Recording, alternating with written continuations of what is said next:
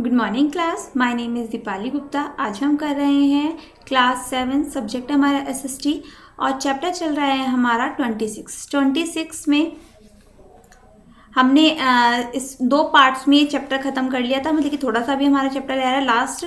तो आज हम करेंगे functioning of the state government. ये शायद ही हम पढ़ चुके थे।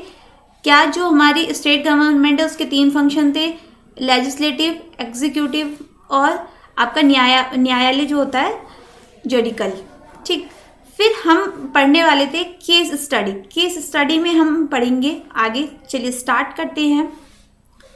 Village A is district X is facing a shortage of water for irrigation. Irrigation का मतलब होता है सिंचाई। Of a canal is required to be dug for from the river G 10 kilometre away. Let us see how this canal can be dug. यानी एक गांव है ए जिसमें एक जिला है एक्स, उसको क्या हो रही है, सिंचाई के लिए पानी का अभाव हो रहा है, इसलिए उसे क्या करवानी है, एक नहर खुदवानी है जो रिवर है जी उसे 10 किलोमीटर आगे।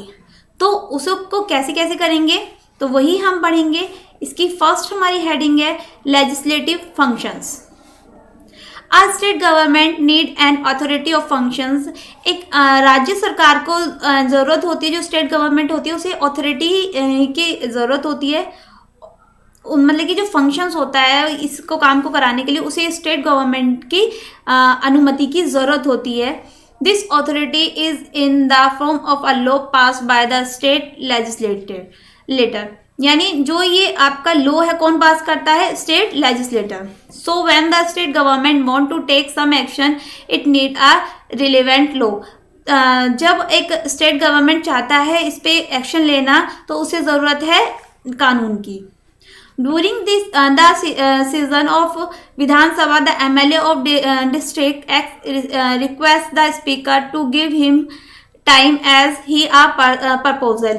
यानी जो आपका एमएलए होता है उस विधानसभा का, उस स्टेट डिस्ट्रिक्ट का, जिले का, वो जो स्पीकर होता है, अध्यक्ष होता है, उससे क्या कहता है, इस प्रपोजल पे के लिए टाइम लेता है। When he is given time, जब वो टाइम देता है, the propose the required canal to be dug from the river G of village A. यानी उन्हें क्या करवानी है, एक नहर खुदवानी है जी कहाँ, विलेज ए में।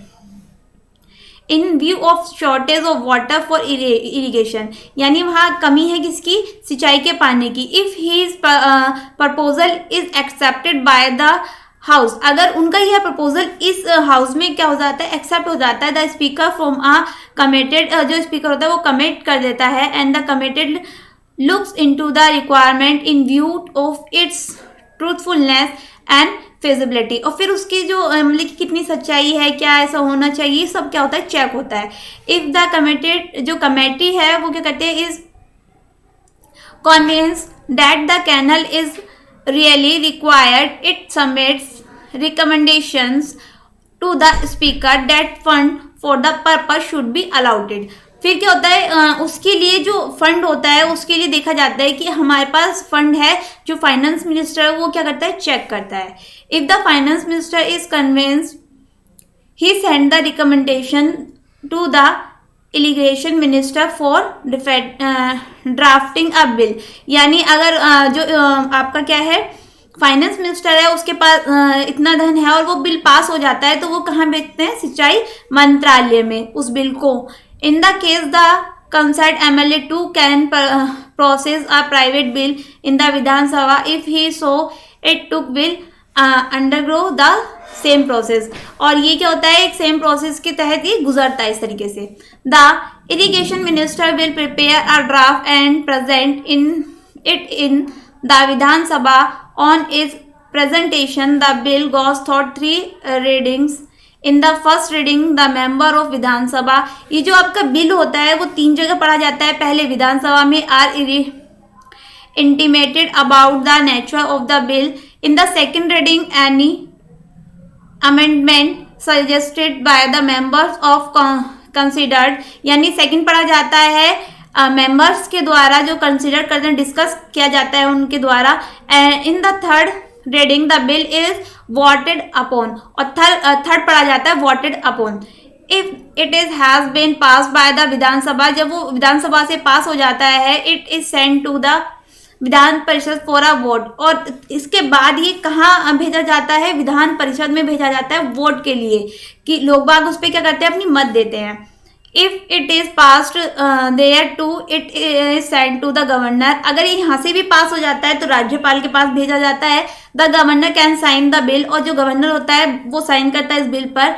If the thing that the bill is very important, he can send the bill in the president of India, अगर उसे लगता है कि ये बहुत जरूरी है, और सेंड कर देता है कहाँ, प्रेसिडेंट ऑफ इंडिया के पास, यानी जो देश का राष्ट्रपति है। When the bill has received the essence, it become a law, और जब वो नियम क्या हो जाता है, पारित हो जाता है, तो वो क्या बन जाता है, कानून बन जाता है। नेक्स्ट आपका जो है वो है एग्जीक्यूटिव फंक्शंस। एग्जीक्यूटिव फंक्शंस आपका हो गया कार्यपालिका का कार्य।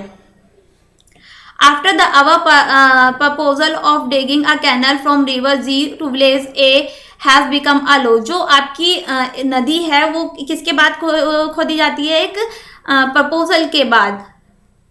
The finance minister release the fund of the irrigation ministry, जो फाइनेंस मिनिस्टर होता है वो फंड किसको रिलीज करता है, सिंचाई मंत्रालय को। So that necessary action can be taken, इसलिए मतलब कि जो भी आपके क्या होते हैं, एक्शन लिए जाने चाहिए वो। Now the irrigation ministry will instruct the irrigation department of execute the law, जो सिंचाई मंत्रालय है वो क्या करता है, सिंचाई का जो डिपार्टमेंट है उसको क्या करता है, एक लॉ पास करता है, एग्जीक्यूट करता है।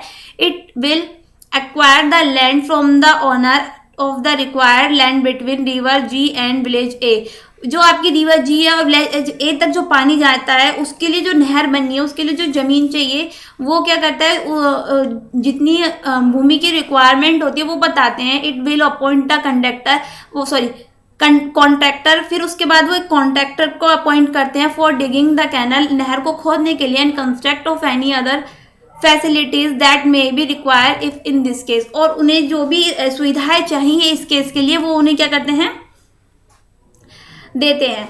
नाउ अब आपका जो नेक्स्ट हेडिंग है क्या है, जुडिकल फंक्शंस, यानी न्यायिक कार्य, जो आपके कार्य होते हैं। If any dispute areas concerning the digging of the canal, a case can be filed in the competent court of law. In this case, dispute will be of many types. The owner of the land so to be acquired can approach a court of law of many grounds, such as that the price acquisition of the land is not as per the market rate, or that the canal could have been dug from some other route. Some social worker can also file a case saying that the digging of the canal may be a harm to the environment etc. देखिए इसमें क्या होता है, कभी कभी आपका जो आपका न्यायालय उसमें भी केस दर्ज किया जा सकता है। जैसे कि मान लीजिए हमें जो रिवर खोदनी है उसके लिए जो हमें लैंड चाहिए, जो लैंड का स्वामी है उसको क्या करा, उन्होंने सही दाम नहीं दिए, जो मार्केट रेट था, तो वो जो मालिक था जमीन का वो क्या कर सकता है, केस कर सकता है। एक सेकंड इसकी स्थिति जब बनती है जब कुछ लोग जो इन्वायरमेंट के बचाव के लिए कार्य करते हैं, उन्हें लगता है कि जो रिवर खोदी जा रही है इससे क्या होगा, जो हमारा इन्वायरमेंट है उसे हार्म पहुंचेगा, तो वो भी क्या करते हैं, कभी कभी केस दायर कर देते हैं।